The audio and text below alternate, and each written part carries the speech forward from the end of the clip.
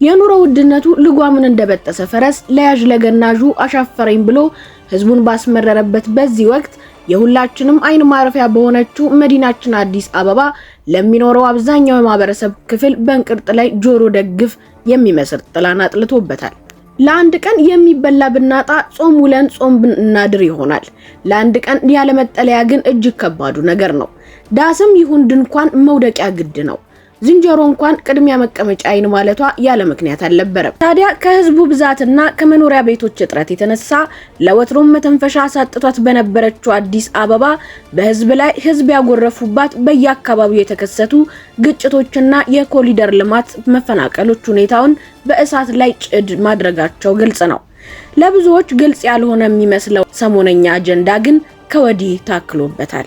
የአዲስ አበባ ከተማ ቤቶች አስተዳደር ያወጣውን አዲሱን የአከራይ ተከራይ ውል ተከትሎ አንዳንዱን ለክርክር አንዳንዱን ለቅሬታና ተቃውሞ ገሚሱን ለውዝግብ ገሚሱን ደግሞ ለጭንቀት የዳረገ ትኩሳት ሆኖ ሁሉንም ማነጋገሩ አልቀረም። አከራዮች የቤት ኪራይ ጭማሪው ጣሪያው ለተከራዮች ያደላ ነው ብለው ፈርጀውታል። በተከራዮች በኩል ደግሞ ገሚሱ አከራዮቻችን ከፍተኛ ጭማሪን ያደርጉብናል ብለን ሰግተን ነበር ሲሉ፣ ገሚሱ ደግሞ አከራዮቻችን ቤቱን ፈልገዋለሁ በማለት እንድንለቅ እያደረጉን ነው፣ መንግስት ያወጣው የጭማሪ ጣሪያ የተጋነነ ነው በማለት ቅሬታቸውን ይገልጻሉ። በሌላ በኩል የአዲስ አበባ ቤቶች ልማት አስተዳደር አዲሱ አዋጅ ተከራይና አከራይ ሁለቱንም ተጠቃሚ የሚያደርግ ነው ይላል። በዚህ መሃል ለቆመ ምናልባትም ጉዳዩ አራስ ታራቂስ የለም ወይ የሚያስብል ሳይሆን አይቀርም። ለመሆኑ የዚህ ሁሉ ውዝግብ መነሻው ምን ነበር? ከአዲስ አበባ ሰማይ ስር እንዴት ያለ ዝናብስ ቢዘንብ ነው ይህ ሁሉ የመኖሪያ ቤቶች ውዝግብ የተነሳው? መንግስትስ ምን አለ? ህዝቡስ ምን ሰማ? ሰምቶስ ምን ምላሽ ሰጠ? በቀጥታ የጉዳዩ ባለቤቶች የሆኑት አከራይና ተከራዮችስ ምን ይላሉ? ሰላም ጤና ይስጥልን ውድ የግሎባል አዲስ ቤተሰቦች፣ በዛሬው የግሎባል አዲስ ትንታኔያችን ይህንን የተከራይ ጉዳይ በጥልቀት እንመለከተዋለን። ከመሸጋገሪያ በኋላ እንመለሳለን። እስከዛው ቻናሉን ሰብስክራይብ በማድረግ ቤተሰብ ሆነው ይጠብቁን።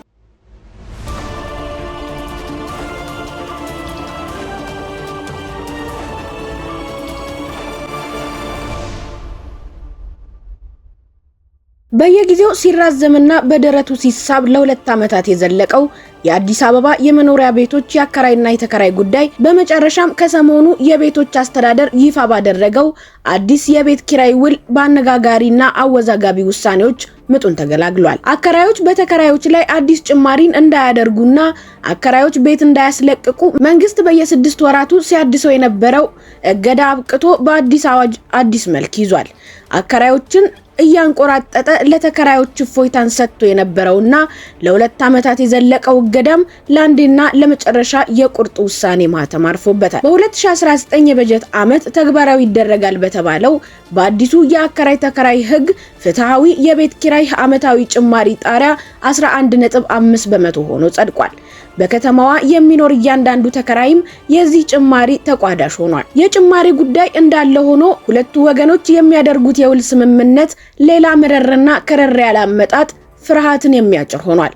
ጉዳዩን ለማስፈጸምና ለመቆጣጠር ህጋዊ እውቅና ከተሰጠው መንግስታዊ አካል ውጪ እንደ ሌላ ጊዜው ከተቀመጠው ህግና ደንብ ውጪ የምትነሳ የአንዲት እግር እርምጃ ምህረት የለሽ የቅጣት ውሳኔዎችና ጥብቅ የተከለከሉ መመሪያዎችን መነጋገሪያ ሆነዋል። የአዲስ አበባ ከተማ የቤቶች ልማትና አስተዳደር ቢሮ ይፋ ያደረገው አዲሱ የአከራይ ተከራይ ውልና የዋጋ ጭማሪ ብዙዎችን ያስቆጣና ተከራይን በኩርኩም የደቃ ህግ ሆኖ ተስተውሏል። ምንም እንኳን አስተዳደሩ አዲሱ የቤት ኪራይ ውል አከራይና ተከራይን ተጠቃሚ የሚያደርግና ህገወጥ የዋጋ ጭማሪን የሚገታ ነው ቢልም ይህ ግን ለአብዛኛው ተከራይ በማር ተለውሶ የሚዋጥ መራራ መጻት ሆኗል። የቤቶች ልማትና አስተዳደር ቢሮ ኃላፊ ወይዘሮ ቅድስት ወልደ ጊዮርጊስ ለሚዲያዎች በሰጡት መግለጫ ላይ ውሉ አከራይንም ሆነ ተከራይን ተጠቃሚ የሚያደርግና ህገወጥ እንቅስቃሴዎችን የሚገታ ነው በማለት ቢሮው ተግባራዊ ለማድረግም ሆነ ያተገባበር ሂደቱን በአይነ ቁራኛ ለመከታተል ዝግጅቱን ስለማጠናቀቁ ገልጸዋል። ለተፈጻሚነቱም በጥብቅ እንደሚሰራ አስረግጠዋል። ፈጽሞ የተከለከሉ ናቸው ስላሏቸው የመንደር ውሎች በማንሳትም ከመጋረጃው ጀርባ ህገወጥ ድርጊቶችን የሚፈጽሙ ያለምንም ማንገራገር በህግ ፊት ተጠያቂ እንደሚሆኑ ተናግረዋል። በአዲሱ የአከራይና ተከራይ ህግ መሰረት የህግ ጥሰትና ተጠያቂነት የሚከተለው በምንና እንዴትስ ይሆን? በዋናነት የሚከተሉትን ጉዳዮች የሚያካትት ይሆናል። አንደኛ፣ አከራይና ተከራይ የእድሳት ጊዜው ባበቃለት ውል አብረው ሲኖሩና ውሉን ሳያድሱ የተገኙ እንደሆነ ሁለቱም ተጠያቂ ናቸው። በዚህ ሁኔታ እስከ 2 ወር የሚቆዩ ከሆነም የ1 ወር የቤት ኪራይ ቅጣት ይጣልባቸዋል። ሁለተኛ፣ አከራይና ተከራይ ጊዜው ባለፈበት ውል ለ3 ወራት ከቆዩ ደግሞ የ2 ወር የቤት ኪራይ በቅጣት ይከፍላሉ። ሶስተኛ፣ በአዲሱ ደንብ መሰረት ለዓመታዊ የቤት ኪራይ ጣሪያ ከተቀመጠው 11.5% በላይ የዋጋ ጭማሪ ማድረግ በጥብቅ የተከለከለ ነው። ህጉን ተላልፎ የተገኘም እንደያጨማመሩ የሚቀጣ ይሆናል። አራተኛ፣ ግንባታው የተጠናቀቀን ማንኛውንም ቤት ከሰው ነፃ አድርጎ ወይንም ክፍት አድርጎ ያለ አገልግሎት ማቆየት ክልክል ነው። አምስተኛ፣ የቤት ኪራይ ክፍያውን በባንክ ወይንም በህጋዊ የኤሌክትሮኒክስ የገንዘብ ማስተላለፊያ መንገዶችን በመጠቀም አለመፈጸም አስተዳደራዊ ቅጣትን ያስከትላል። ማንኛውም ተከራይና አከራይ ክፍያውን በካሽ መስጠትም ሆነ መቀበል አይቻልም። በአጠቃላይ አከራይም ይሁን ተከራይና ሌሎች የመሃል ተጫዋቾች በዚህ የህግ መተላለፍ የሚፈጽሙ ሁሉ እንደ ጥፋት ደረጃው ከ1 እስከ 3 ወር የቤት ኪራይ እንደሚቀጡ የሚገልጽ ውሳኔ ተላልፏል። ከነዚህ ድንጋጌዎች ሁሉ ግርጌ ከ2 ዓመት በፊት በወጣው የመኖሪያ ቤት ኪራይ አስተዳደር አዋጅ መሰረት ባለማወቅም ይሁን ሆን ተብሎ በሚዘጋጅ ሐሰተኛ ውልና ከተቆጣጣሪው አካል እውቅና ውጪ በሆነ በየትኛውም የውል ስምምነት ህጋዊ ተጠያቂነትን ከቅጣት ጋራ ይጠብቃቸዋል።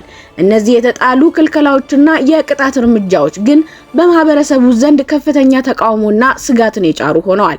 በህገ መንግስቱ አንቀጽ 40 እና 41 የተደነገገውን ዜጎች የራሳቸውን ንብረት የማፍራት ንብረታቸውን የመጠቀምና በንብረታቸው ላይ የማዘዝ እንዲሁም በመረጡትና ያዋጣኛል ብለው ባመኑበት የኢኮኖሚ ዘርፍ የመንቀሳቀስ መብታቸውን የሚጥስ መመሪያ መሆኑን ጠቅሰው የሚከራከሩ በርካቶች ናቸው። መንግስት ቤሳቤስቲን ባላወጣበት በግለሰቦች ቤት ላይ ፈላጭ ቆራጭ ሆኖ የዋጋ ተመን ማስቀመጡ ብዙዎችን ያስኮረፈና ያስቆጣ ጉዳይ ሆኗል። በማን ቤት ማን ያዛል ለሚለው ፈሊጥ ግን ውሳኔውን ላስተላለፉት አካላት ውሃ የሚያነሳና እዚህ ግባ የሚባል ምክንያታዊ ነጥብ አይመስልም። ታዲያ የአዲስ አበባ ከተማ ቤቶች ልማት አስተዳደር ከነዚህ ሁሉ ውሳኔዎች አስቀድሞ የተከራዮችን የመክፈል አቅምና ሌሎች ጉዳዮችንም ያገናዘበ ጥልቅ ሳይንሳዊ ጥናት በማካሄድ እንጂ ባቦ ሰጥ የመጣ ውሳኔ አለመሆኑን ገልጿል። አስተዳደሩ ይህንን ይበል እንጂ ገና መመሪያው ይፋ በተደረገበት በደቂቃዎች ውስጥ የተቀሰቀሰው የማህበራዊ ሚዲያዎች ጉሩምርምታ ግን የታሰበበትን እንደምታ የተቀየረ ነበር። በአከራዮችም ሆነ በተከራዮች ዘንድ እስካሁንም እየተቀረጸባቸው ያለው ስሜት አዲሱ መመሪያ ሁለቱንም ወገኖች ያላስደሰተ መሆኑን የሚያሳይ ነው። ሆኖም ምርጫ አልባ መቀጣጫ ምስኪኑን ተከራይ እንጂ ሁሉ በእጁ ሁሉ በደጁ ለሆነው አከራዩ በር ቢዘጋ በር የሚከፍትበት መላ እንደማያጣ በሰዓታትና በቀናት ውስጥ ማሳየት መጀመሩ ተስተውሏል። አዲስ የወጣውን ህግና ደንብ የተመለከቱ አከራዮች የአንዲት ደቂቃ ጊዜ እንኳን ሳያጠፉ ወደ ተከራዮቻቸው በመደወልና በአካል በመቅረብ ተከራዮች ቤቱን ለቀው እንዲወጡ ማድረግ መጀመራቸው ከበርካቶች አንደበት እየተሰማ ነው። የዚህ ዋናው ምክንያት ደግሞ የ11.5% ጭማሪዋን ሳትውል ሳታድር ተግባራዊ ለማድረግና ሳይባክን ለመጠቀም በማሰብ ነው።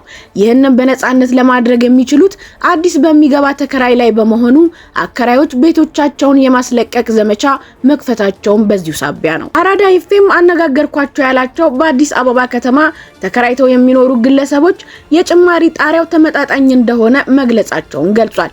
በዚሁ የማህበረሰብ ምላሾች አከራዮች በበኩላቸው ጭማሪው በጣም አነስተኛ መሆኑን ተናግረዋል። በየዕለቱ እየጨመረ ካለው ኑሮ ጋር ተመጣጣኝ ያልሆነ ጭማሪ ነው ሲሉ ቅሬታቸውን ገልጸዋል።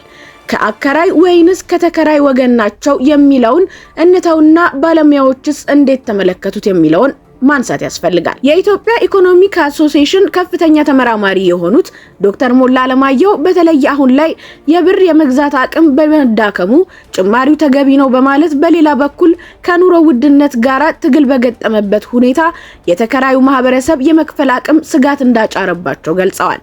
እንደ ባለሙያው ትንተና የችግሩ ዋና መንስኤ የቤት አቅርቦትና ፍላጎት አለመመጣጠን እንደሆነ ጠቅሰዋል። በመሆኑም አሁን ተግባራዊ የተደረገው የቤት ኪራይ ውል ቁጥጥር ዘላቂ መፍትሄ ሊሆን እንደማይችል አስረድተዋል። መፍትሄውም ሌሎች የቤት አማራጮችን መፍጠር፣ የፍላጎትና የአቅርቦት መጠኑን ማቀራረብ ነው ሲሉ ሐሳባቸውን ይሰጣሉ። ክርክርና ውዝግብ በቀሰቀሰው በዚሁ የአዲስ አበባ የመኖሪያ ቤቶች የአከራይ ተከራይ ውል ዙሪያ ሐሳባቸውን ካጋሩት መካከል ሌላኛው የኢትዮጵያ ሸማቾች መብት ተቆርቋሪዎች ድርጅት ዳይሬክተር አቶ ቁምላቸው አበበ ናቸው። የዘገየና አወዛጋቢ ሲሉ ነው የሚገልጹት። እንደ ዳይሬክተሩ ገለጻ የጭማሪው መጠን የዜጎችን በተለይም የተቀጣሪ ዜጎችን ወርሃዊ ደሞዝ ያላገናዘበ ነው። ዜጎች ሙሉ ደሞዛቸው ለቤት ኪራይ እንዲከፍሉ የሚያስገድዳቸው ነው ብለውታል። ታዲያ አሁን ላይ በጉዳዩ ዙሪያ የሚነሱ አስተያየቶች አለፍ ሲልም ክርክርና ውዝግቦች ሁሉ ውሳኔውን ግራ ወይ ቀኝ ፈቀቅ ሊያደርጉት ይችላሉ ወይ ብለን ጥያቄ ካነሳን ጉዳዩ የተበላ ቁብ ነው። በመንግስት በኩል አልቆና ጸድቆ ተግባራዊ ለማድረግ ከቋፍ ከደረሰ ወዲያ የሚሻገር የሚለወጥ ነገር አይኖርም። ሆኖም ዝምታ ከመስማማት ይቆጠራልና በቀጥታ የጉዳዩ ባለቤት የሆነው ማህበረሰቡ ሁሉም የተሰማውን ማንጸባረቁ አግባብ ነው። ነገር ግን ከየትኛውም ወገን እየተነሱ ያሉ ሐሳቦች ምን ያህል ምክንያታዊና ፍትሃዊ ናቸው ብሎ መጠየቅም ያስፈልጋል። ጉዳዩን በህጋዊ መንገድ የሚመራው አካልም በሬ ሆይ ሳሩን አይተገደሉን እንዳይሆን ውሉን ሳይሆን ውስጡን ሊመረምርና ሊፈትሽ ይገባል እንላለን። ከሰሞኑ እየወጡ ያሉ መረጃዎች እንደሚያሳዩትም አንዳንድ የቤት አከራዮች ከህግም ሆነ ከሰብአዊነት ጋር የሚጻረሩ እኩይ ድርጊቶችን በማሯሯጥ ላይ መሆናቸውን የሚያመላክቱ ናቸው።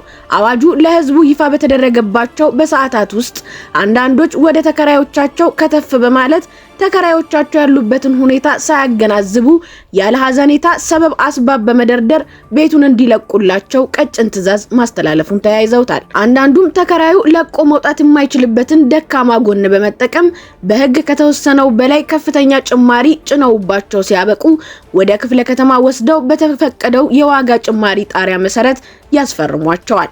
ማሞ ሌላ መታወቂያው ሌላ እንዲሉ የቤት ኪራይ ዋጋው ሌላ፣ ለሽፋን የሚፈራረሙበት ዋጋ ደግሞ ሌላ ነው። ተከራዩ ለምን ብሎ የጠየቀ እንደሆን ወደህ ክፈል ጠልተህ ውጣ ነውና ቤቱን ላለመልቀቅ ሲል የዚህ ድራማ ተዋናይ ለመሆን ይገደዳል። እንዲህ አይነቱ ደባ የተሰራባቸውና በዚህ ሴራ የተጠለፉ ተከራዮችም ክፍያዎቻቸውን በኤሌክትሮኒክስ የገንዘብ ማስተላለፊያ መንገዶች ብቻ በመክፈልና ያደረጉትን የገንዘብ ዝውውር በማስረጃነት በመያዝ እሾህን በእሾህ መንቀል ያስፈልጋቸዋል። በዚህ መንገድ ከሚመጡ አላስፈላጊ እሰጥ አገባ ንትርኮችም በተቻለን ሁሉ ህግ ዳኘን የምንልባቸውን መረጃና ማስረጃዎችን መያዝ በህግ አግባብ ብቻ ልንጋፈጥና ህጋዊ ስርዓቶችንም ልንከተል ይገባል። ሁለቱም ወገኖች ተስማምተው የሚጫወቱት ድብብቆሽም ኋላው አተርፍ ባይ አጉዳይ መሆን ነውና ለህግ መገዛትን ሊያውቁበት ይገባል። ውድ ግሎባል አዲስ ቤተሰቦች እናንተስ በዚህ ጉዳይ ላይ ያላችሁ አስተያየት ምንድነው? ለመሆኑ አዲስ የወጣው ህግ አከራይና ተከራይን እውነት በፍትሃዊ መንገድ ይዳኝ ይሆን? ያላችሁን ሐሳብ አስተያየት በኮሜንት መስጫው ላይ አስቀምጡልን። ይህንንና መሰል መረጃዎች ወደ እናንተ እንዲደርሷችሁ ቻናሉን ሰብስክራይብ በማድረግ ቤተሰብ ይሁኑ። ቪዲዮውን ከወደዱት ለሌሎችም እንዲደርስ ላይክ እና ሼር ማድረግ አትርሱ። ለዛሬ ያዘጋጅንላችሁ የግሎባል አዲስ ትንታኔያችን ይህንን ይመስል ነበር። በሌላ ትንታኔ እስክንገናኝ ድረስ ቸር ሰንብቱልን። ሰላም ለኢትዮጵያ።